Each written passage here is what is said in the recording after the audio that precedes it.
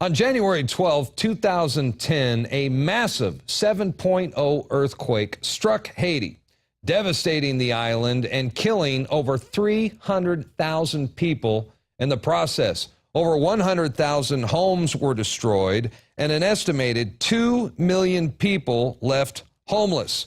Haiti's problems were severe, and the earthquake and devastation created new opportunities for predators to take full advantage of the situation and use the tragedy to prey upon the victims for personal gain and profit. The country was declared open for business, and while the Haitian people suffered, the Clintons cashed in. There are new accusations today of pay-to-play scandals rocking the Clinton campaign. New details of a possible influence peddling in the aftermath of the 2010 earthquake in Haiti, which we all remember very well. We have seen before the capacity that Haiti has for violence in the 2004 coup, in the 2008 food riots, and it could slip towards that situation again, becoming survival of the fittest. A very lucrative opportunity for companies from all over the world to grab the billions that were pledged for rebuilding. But now, unless you're in a search and rescue team or a medical team, the best thing you can do is give money. After the earthquake, countries around the world donate billions of dollars to help Haiti rebuild. Bill Clinton was in charge of that money. What did he do? He kept the money. Give now, and lives will be saved. You can text Haiti at 2022. Send a text message, $10 will be forwarded to it. We'll move that money in a hurry, but everybody, this is one of those things where $5 can make a difference. A lot of tweets have been soliciting donations through text messages, but folks really have to be careful that they don't get conned here, because the worst people come out in the worst times. And, you know, when she raises this money, every time she raises money, she's making deals. They're saying, could I be the ambassador to this? Could I do that? Make sure my business is taken care of. I mean, give me a break. All of the money she's raising, that's blood money. You know, we need the help and the generosity of the American people. We have a text messaging system that the State Department set up. It's Haiti, H-A-I-T-I, to 90999. We've raised about $3 million for the Red Cross. It took only a glance to see what the rains did to the largest camp in Port-au-Prince. Estimates vary, but up to 200,000 people have lost their lives. Please, if you can, contribute. $10 will be billed to your cell phone, and it's helping us get the food, the water, the medical supplies that we need. The Clintons, Hillary Clinton, should be behind bars. She have no business running for president. We need somebody like Donald Trump in the White House to make America great, so other countries around the world will respect America again. As soon as the earthquake hit, Bill and Hillary Clinton took action, and they portrayed themselves as the saviors of Haiti and immediately launched a relief effort that eventually raked in billions of dollars in relief aid. But as it turns out, very little of that money actually got to the poor people of Haiti. It was a scam. Hillary Clinton abused her position in the State Department to skim most of the relief aid donations for herself and for her husband, for her brother, and of course, all of her corporate buddies. It's estimated that only 10% of the donations actually made it to the programs to help Haiti. Wow. Unfreaking believable. I mean, what kind of monsters are these people, the Clintons? We're talking about, this is organized crime, the Clinton Foundation, which is nothing more than a slush fund. This is a tax-free international money laundering scheme, and maybe the largest criminal enterprise in U.S. history.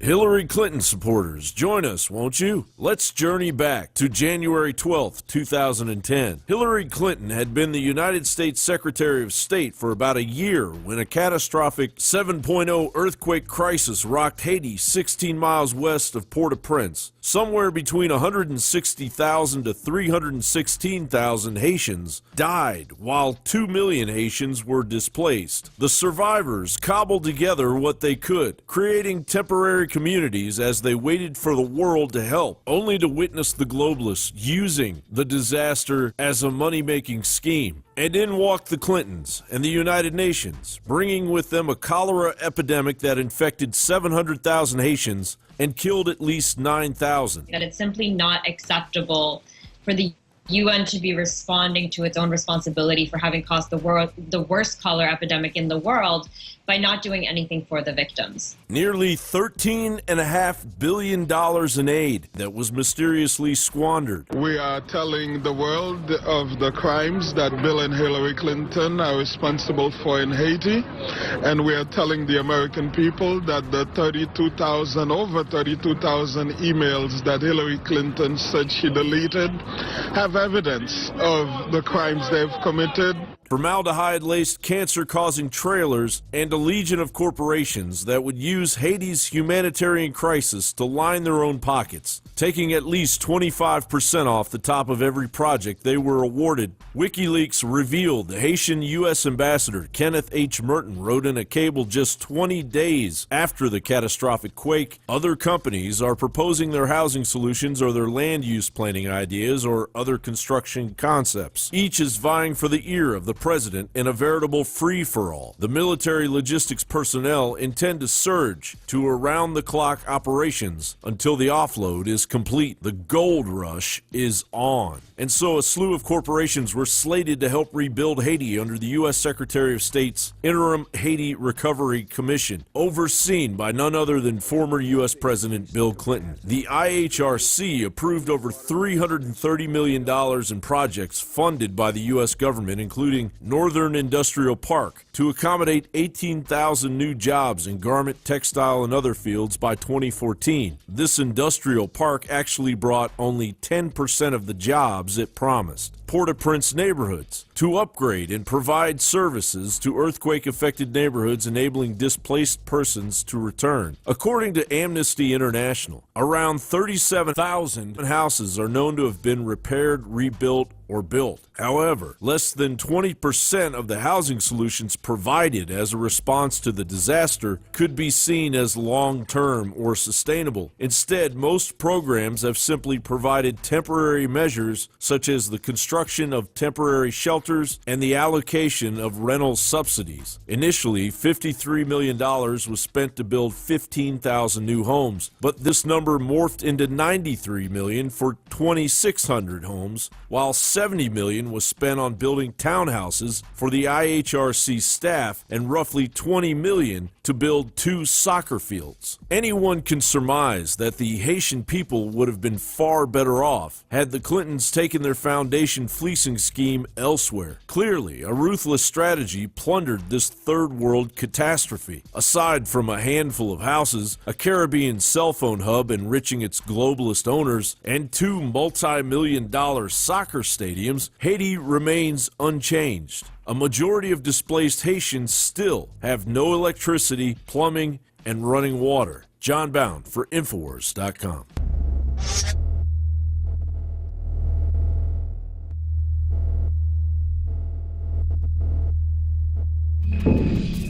All right, we are joined now by political insider and best-selling author Roger Stone. StoneColdTruth.com is a website, and he's here with us today to talk about the Clinton Foundation and the rape of Haiti, because I think this is about as low as you can go. We've all heard a lot about the criminal enterprise of the Clinton Foundation, much of which, by the way, is covered in Roger Stone's latest book, The Clintons' War on Women. And I think of all the criticism surrounding the corrupt Clinton Foundation, there's no better example of Haiti, because Hillary Clinton screwed those people over big time. Roger Stone, your thoughts? Yeah, this is a story of plunder, and the plunder of people who are devastated by an earthquake. I mean, this is an epic tale of theft, and it indicts both the Clintons and the Bushes because they have a joint charity, which it can only be called a scam. I mean, this is kind of twofold. On the one hand, They spend a small fraction of the $128 million they pulled together for actual on-the-ground activities in Haiti, and then they deliver the contracts to vendors who are cronies who provide substandard work if they provide work at all. There's a Ponzi scam here based in Miami that involves Jeb Bush and the Clintons, where one guy got huge contracts to build housing that never really existed. So this is a classic Clinton ripoff. I don't have to tell you, the Clinton Foundation is not a charity. It's a slush fund. It's a slush fund. Yeah. It's a criminal enterprise. And you know, when it comes to Haiti, we're talking about one of the largest relief efforts in world history. And Bill and Hillary Clinton were in charge of it all. And 5 years later, Haiti looks like it just got hit by the earthquake yesterday. Where's all that money going? Yeah, no, look, this is profiteering, and it is tragic. Black Lives Matter, unless you live in Haiti, in which case we're going to use your misfortune to fleece the American public and to raise millions, which we can put in our pockets. Yeah. I predicted on InfoWars some weeks ago that Haiti would become one of the major issues in this campaign. I'm told that Mr. Assange at WikiLeaks has a number of documents that relate to Haiti that perhaps we haven't seen yet. So this is going to be a festering sore in the sides of the Clintons. Well, I sure hope so. And I want to read a quote by Donald Trump, who said recently, Hillary Clinton was using the State Department to dole out special favors and access to her friends and donors. It's called pay for play. And Trump has also referred to it as blood money. What are the chances that Donald Trump is going to bring up Haiti in the upcoming debates? I think that's what's so exciting about the debates. Yeah, me too. And that is that one predictable thing about Donald Trump is that he's entirely unpredictable. And he has an embarrassment of riches in terms of vulnerabilities of the Clintons. It could be the Clinton Foundation. It could be Benghazi and the lies involved there. It could be Hillary Clinton's health. It could be her failure as Secretary of State in the Middle East, in which she has made the place a powder keg, where she has enabled our enemies and undercut our allies. So who knows where Trump will come? This I do know. He's a brawler. Mm-hmm. He is fearless. No doubt about it. He is courageous, and he is well aware of the facts. Well, I tell you what, the Haitian people, Bill and Hillary Clinton are probably the two most unpopular people in Haiti and for the entire world, for that matter. And I think that, you know, we know that there's been massive protest over Haiti, in Haiti, and there's also been protest right here in America outside the Clinton Foundation buildings. And I also think that once the average American voter learns about this, especially within the black communities, it's over for her. She's done. Yeah, look, anytime you have a charity that is spending a whopping 10% on actual charitable activities, and even those activities are questionable, these are people who distributed millions of dollars worth of HIV drugs to fight AIDS that have never been approved by the FDA and may have done more damage than good. But they bought them from a Clinton crony who happened to be in the pharmaceutical business. Look, this is a scam. And it's hard to understand how the Internal Revenue Service has time to audit Donald Trump's taxes while ignoring numerous detailed complaints about the violations of law and transparency and self-dealing in the Clinton Foundation. Yeah, once again, she's above the law. Well, but when I worked for Nixon, that was the mantra of the left. Absolutely. No one is above the law. Yeah. We shall see.